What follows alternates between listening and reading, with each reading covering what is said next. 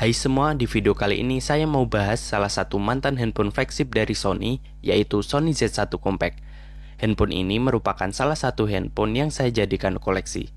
Ya, walau secara harga nggak seberapa, tapi handphone ini punya banyak kenangan bagi saya. Jadi, gimana ya rasanya pakai HP tua ini di akhir tahun 2022? Langsung aja deh simak videonya.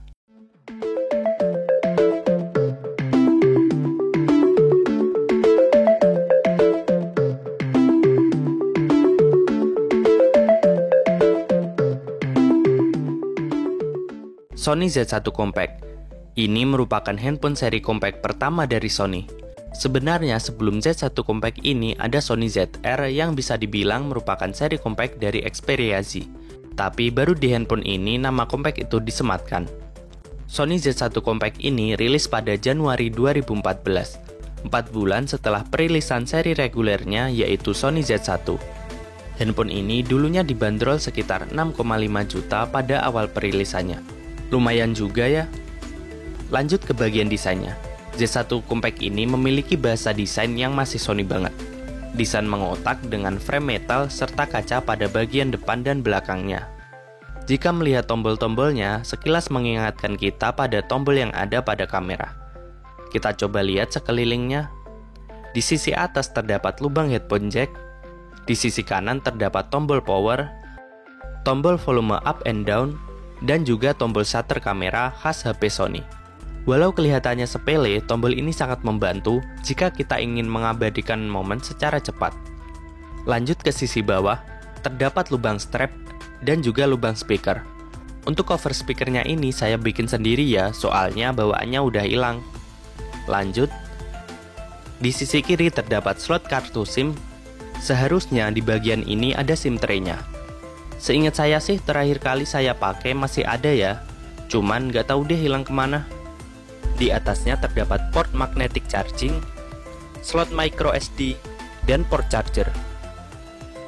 Beralih ke bagian belakang, terdapat kamera beresolusi 20 megapiksel, lampu flash, mikrofon, logo NFC. Untuk device saya ini nggak bisa berfungsi ya NFC-nya, soalnya room-nya udah saya ganti ke room global. Dan yang terakhir ada logo Xperia. Lanjut ke bagian depan. Terdapat kamera beresolusi 2 megapiksel, lubang earpiece, proximity sensor, layar berukuran 4,3 inch beresolusi HD 720p, dan juga lubang speaker. Seharusnya di bagian ini ada logo Sony atau logo Docomo. Tapi untuk punya saya ini lapisan terluarnya udah dikelupas. Jadi kayak gini deh. Secara overall saya sangat suka dengan desain HP ini. Ukurannya mungil pas banget buat digenggam. Walau jelas untuk standar tahun 2022 ini lebih mirip sebuah digital audio player dibandingkan sebuah HP. Apalagi di bagian depannya. Kalau kalian tahu Walkman, merek audio player dari Sony, di seri tertingginya yang menyentuh harga 50 jutaan, itu bagian depannya mirip dengan Sony Z1 Compact ini. Jadi bisa tuh handphonenya cosplay ala-ala Walkman. Lanjut ke bagian performa. Sama seperti versi regulernya, handphone ini dibekali chipset flagship tahun 2013 yaitu Snapdragon 800 berfabrikasi 28 nanometer dengan GPU Adreno 330 yang merupakan chipset Snapdragon terkencang pada masanya. Kalau untuk sekarang, sebenarnya ini di luar ekspektasi saya.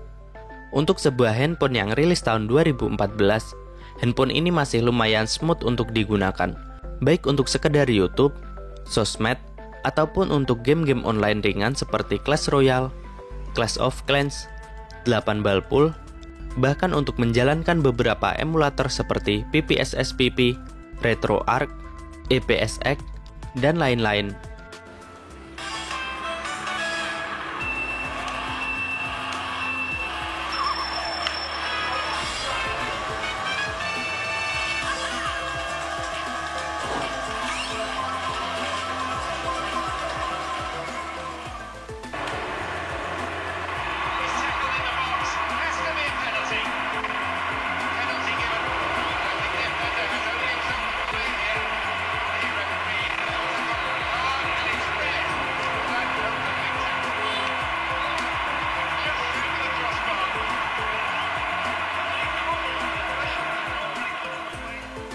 Tapi kalau untuk game seperti Mobile Legends, PUBG, Free Fire, CODM, jelas udah nggak playable. Jadi, lebih baik jangan. Kalaupun bisa berjalan dengan lancar, nggak lama handphone akan terasa sangat panas yang mengakibatkan performa menjadi turun dan baterai jadi super boros.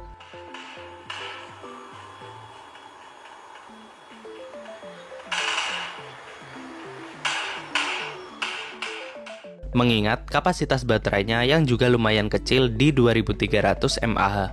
Dalam pemakaian normal, handphone ini mendapat screen on time sekitar 2 jam dengan kondisi data menyala dan 3 jam dengan kondisi Wi-Fi only. Kenapa bisa sangat boros? Selain karena kapasitas baterainya yang kecil, bisa juga karena baterainya sendiri yang sudah gantian dengan baterai KW.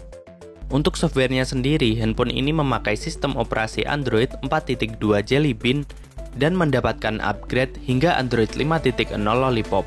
Untuk UI-nya, handphone ini menggunakan UI khas Xperia yang lumayan simpel dengan kustomisasi minor dari stok Android. Jadi wajar kalau handphone ini masih lumayan smooth untuk dipakai.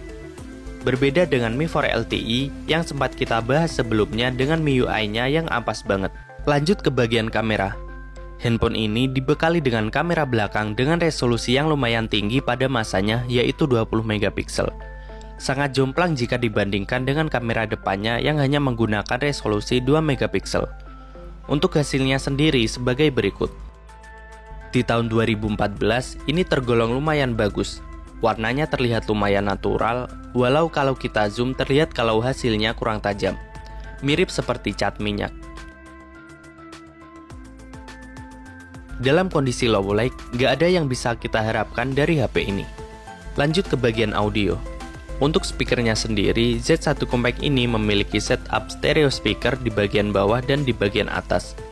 Untuk bagian atasnya ini juga berfungsi sebagai earpiece.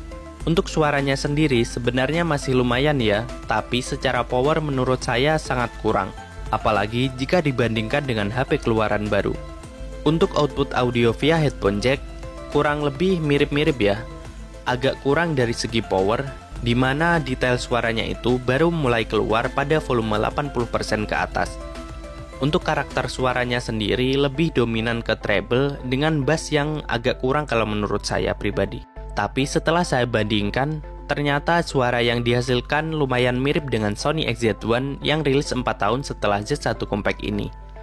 Tapi saya agak bingung juga sih, antara memang pada dasarnya suaranya seperti itu, atau mungkin pengaruh dari KZZ SN Pro yang saya gunakan untuk pengetesan.